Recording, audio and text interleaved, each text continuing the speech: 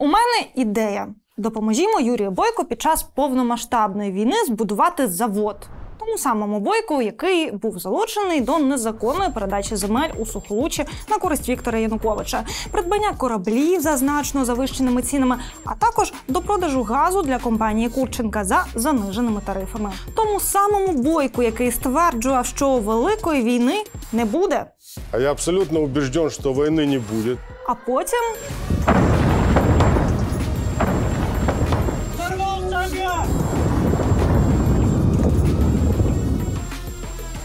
Звучить трешово, правда? Усім привіт, мене звати Ярослава Вольвач, і це друга серія розслідування, присвяченого лідеру забороненої ОПЗЖ. Минулого разу ми розповіли, як оточення Бойка не інвестувало щонайменше на 1107 квартир і приміщень у київських ЖК. Тепер я розкажу, як Бойко будує стратегічні підприємства. З вас лайк і підписка. Поїхали! У липні 2024 року, менше року тому, Юрій Бойко, син Юрія Бойка, давайте називати його Юрій Бойко молодший. Так от він отримує 24,5% у компанії, яка спеціалізується на виробництві хімічних речовин. Назвемо її компанія номер 1. По суті, це контора, яка спеціалізується на усьому тому ж, чим до повномасштабки займалася Зоря. Містоутворювальне хімічне підприємство нині окупованого Рубіжного. От тільки, окрім виробництва хімічних речовин, Зоря спеціалізувалася ще і на виготовленні вибухівки. Контролював Зорю Юрій Бойко у 2010 році. Разом з його другим призначенням на посаду міністра палива і енергетики в уряді Азарова приватна фірма «Зоря» фактично захопила активи державної «Зорі». За маніпуляціями з активами підприємства увесь цей час стежив журналіст Денис Казанський. Всі ці оборудки, вони мали всі ознаки абсолютно такої корупційної кримінальної схеми. Тому що державне підприємство, очевидно, там стратегічне, дуже важливе, яке в тому числі виробляло вибухівку, опинилося в руках не просто якогось сумнівного підприємця приватного, приватного олігарха, а опинилося в руках людини відверто проросійських поглядів. Я піднімав це питання і розповідав про це, також неодноразово писав і навіть звертався до політиків, скажімо, до депутатів народних з проханням взагалі пояснити цю всю історію. Коли я там звертався, всі робили вигляд, що вони ніби тільки дізналися про це і кажуть, ну так, треба розбиратися. Ви знаєте, як це постійно Путін там на всіх своїх прес-конференціях, йому кажуть там щось в Росії там відбувається погано. Щас розберемо. Я не знала об этом нічого. От і приблизно так само реагували і наші посадовці. Замість розбиратися у 2021 році старший син Юрія Бойка Анатолій взагалі легалізувався як власник активів заводу «Зоря». Десь у той же період сам Юрій Бойко публічно говорив оце. А я абсолютно убежден, что войны не будет. И людям надо расслабиться, и хватит их пугать уже. Она уже идет. Спокойно. У нас есть тлеющий конфликт на Донбассе. Вот действительно им надо заниматься. А войны такой, которая сейчас пугает людей, не будет. И спокойно живите, люди. Спокойно ходите в школу, водите детей. Спокойно ходите на работу. А мы, политики, должны все сделать для того, чтобы этого не было.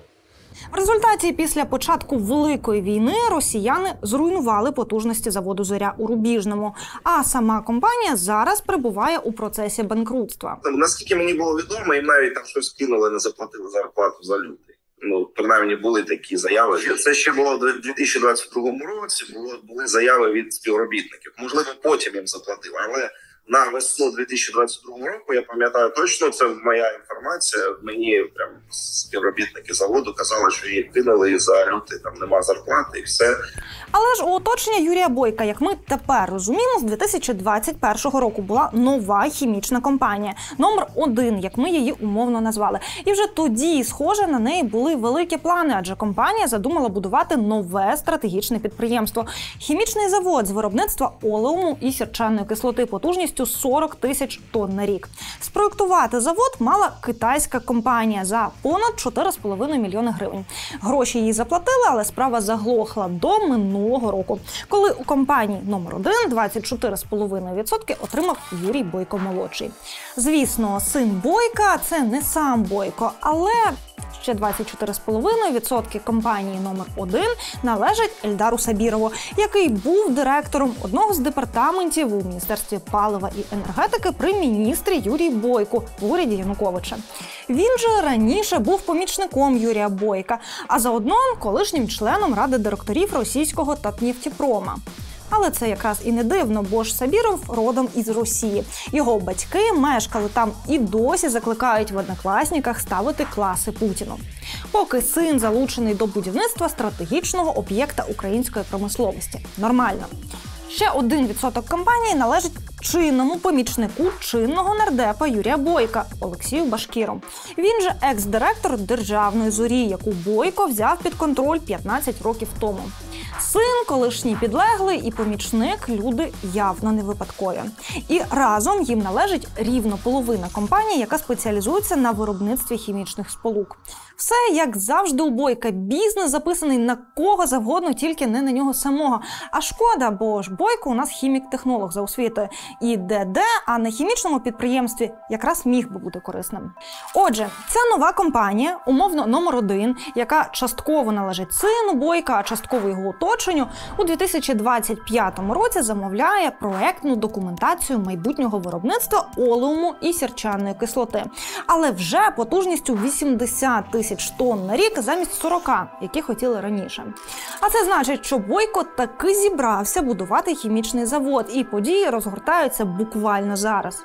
Сумнівно, що Бойко поліз би у це все, якби не знав, що заперечувати ніхто не буде. А може, йому навіть допомагатимуть? Та ні, не може бути. Чи може? Тут важливо озвучити дві речі. Уряд зараз активно підтримує розвиток індустріальних парків. Цьогоріч на їх будівництво та модернізацію планують виділити 1 мільярд гривень. Розпоряджається коштами Міністерство економіки. Друга важлива річ. У вересні 2024-го Кабмін спростив процедуру оформлення документів для виробників вибухових речовин. А потім глава Мінцифри Михайло Федоров заявив, що для виготовлення вибухівки в Україні залучатимуть приватні компанії, яким видаватимуть гранти.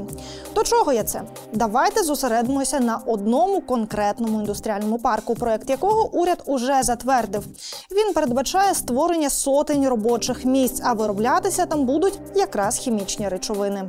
Ми не будемо казати ні про який саме індустріальний парк ідеться, ні про місто, де він розташовується. Хоча всю цю інформацію державні органи влади вивалили в публічний доступ, не згадавши чомусь тільки про Бойка. Власне, цей індустріальний парк віднедавна частково належить саме його родині.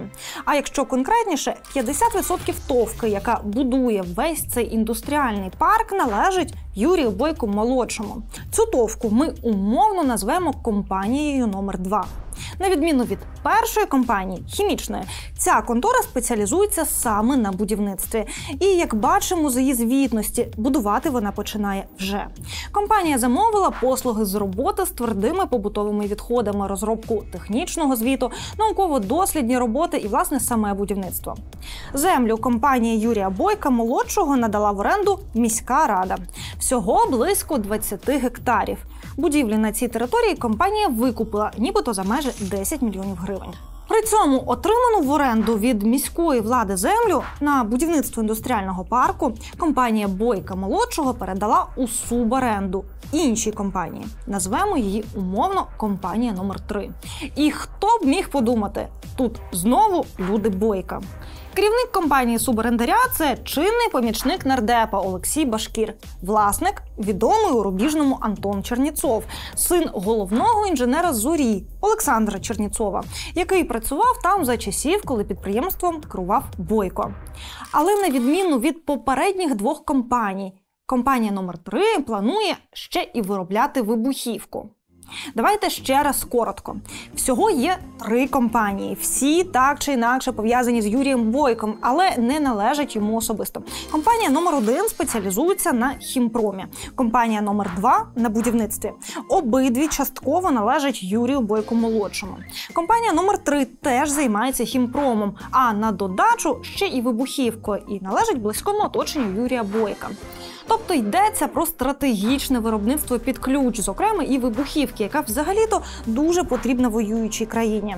І все це спокійно дали будувати Бойку, який має такий шлейф зв'язків з Росією і корупційних історій, що тільки про це його бекграунд я могла би записати кілька програм. З іншого боку, може це жест доброї волі, і Бойко так намагається довести свій патріотизм? Тоді, мабуть, же і фінансування вийде покрити власним коштом. Тим більше, у оточення Бойка наінвестувало на 1107 квартир у Києві, як ми розповідали минулого випуску. Тож гроші на благо держави можна було б знайти чи ні? У будівництво нового індустріального парку планують вкласти майже 800 мільйонів гривень. Ініціатор будівництва, тобто компанія Бойка-молодшого, планує залучити майже 100 мільйонів гривень власних та кредитних коштів, а також взяти участь у програмі державного стимулювання індустріальних парків. Тобто жест доброї волі скасовується. Це партнерство. Ми запитали у Мінекономіки і уряду, чи вже надавали вони підтримку Юрію Бойку-молодшому на будівництво індустріального парку, чи лише збираються, і якого обсягу буде ця підтримка. Але наразі відповіді немає. Так само на наші дзвінки не відповів і Юрій Бойко-молодший. І справді, з ким, як не з Бойком, державі розвивати стратегічні галузі української промисловості під час Великої війни з Росією? З тим самим Бойком, у дружини якого офіційно є квартира в Москві. З тим самим Бойком, який з Медведчуком їздив до Медведєва. З тим самим Бойком, який перед Великою війною не міг відповісти на просте питання. Путин убийца. Вы так считаете тоже? Я да. А как вы собираетесь вести переговоры в нормандском формате вот с такой позиции? Вот вы будете договариваться или обвинять кого-то, или обзывать его? Як там казав Давид Арахамія, у нього дуже проукраїнська позиція з багатьох питань. Знадобилося лише 3 роки Великої війни, щоб назвати Путіна воєнним злочинцем. Це справді дуже проукраїнська позиція. Первое. Я уж точно не хочу, чтобы мое заявление было использовано Российской Федерацией и военным преступником Путиным для оправдания агрессии и нападения на нашу страну. Саме так, непомітно для нас усіх, Бойко приміряє роль патріота. Інвестиційний бізнес його оточення працює наповно, а з ним самим і надалі пов'язує цілу низку енергоактивів в Україні. Раніше була Зоря, тепер буде новий хімічний завод. І все це безтурботне теперішнє стало можливим виключно завдяки безтурботному минулому, у якому не було ні розслідувань, ні покарань, як у корупційних кейсах, так і через зв'язки з Росією.